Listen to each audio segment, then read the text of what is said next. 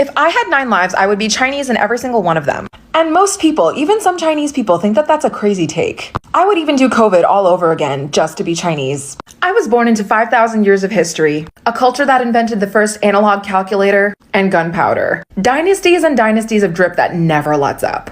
If my neck is feeling a bit constricted from wearing qipao collars all the time, I can just switch to hanfu. I've never felt ashamed of how I looked or wanted to be white. I just didn't understand why white people were so weird about me being Chinese, and then I realized that they were just jealous. Don't even get me started on the food. 8 great regional cuisines. Steamed bread that doesn't stick in your throat because it's steamed, not baked. A culture that is community-minded, an extremely straightforward and poetic language. Literally the best yearning in the world is done in Chinese. I will not be taking any questions. And people that are not always considered polite by the global standards, but are always kind, for the most part. I can go anywhere in the world and find my people, running restaurants and grocery stores. I love that when I run into other people of the global majority, I genuinely have something to share back with them when they share their culture with me. And I hate it when white people take our shit, when they take our culture and just go and make money from it. But then I remind myself that they're doing that because they are culturally vapid, because they are broke, because they have nothing to give back to us. I love Chinese netizens. They have so much sarcasm that they're able to turn an apology series into a public shaming for the person being apologized to. And don't believe that I wish that I was part of the motherland and don't enjoy being Chinese American.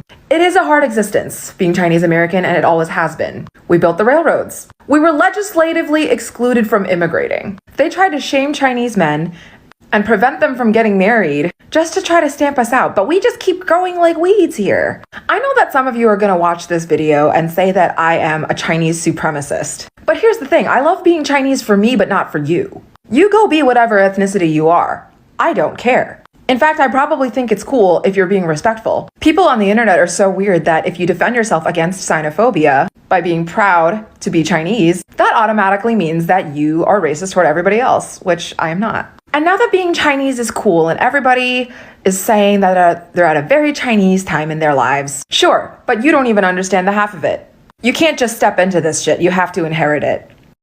You know, growing up as an ABC and American-born Chinese, there's a very interesting phenomenon that I've been noticing recently.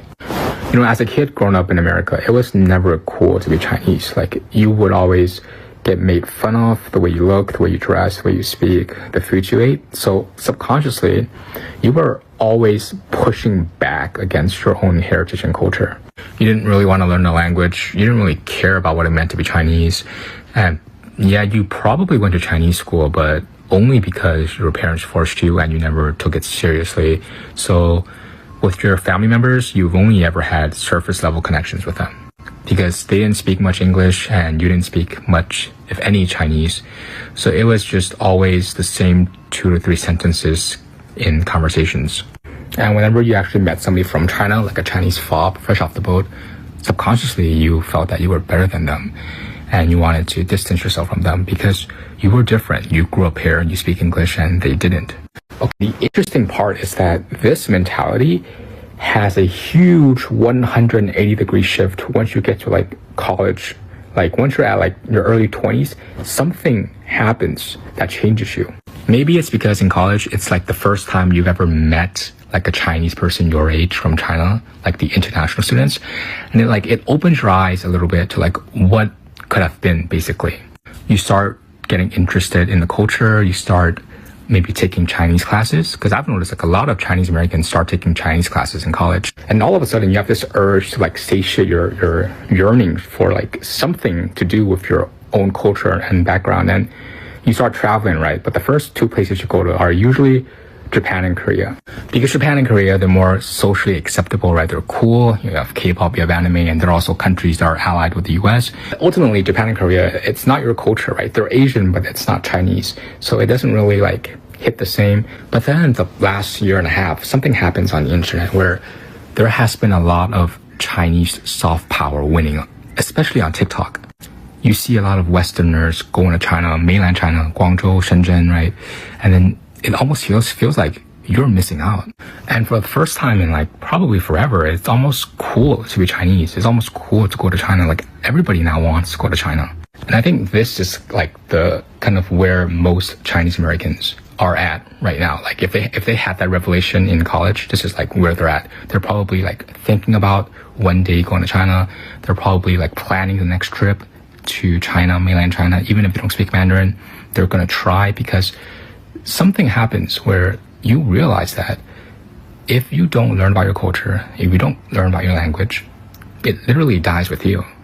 And to a certain degree, once you like start dabbling in with your culture and your language, it comes very naturally to a certain degree, even though the customs, you know, it's different, right, from anything you've seen before. But it's different, but it's not unfamiliar, because growing up, you've been exposed to it just at a smaller degree. So when you go to mainland China, like if you're Cantonese, you go to Guangdong, like you begin to realize that there's so much more depth to the culture that your parents were talking about and the customs that they were practicing, and it becomes very interesting.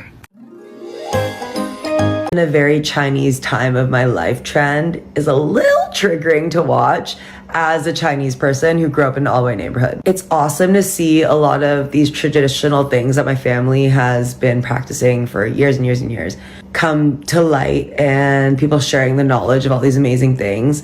It's also just very strange to see all the things that you got bullied for as a kid become popular and just so widely celebrated. I remember in grade 2, I used to get made fun of for having congee or having rice for lunch. And I distinctly remember coming home crying to my mom one day and begging her to stop packing me weird lunches.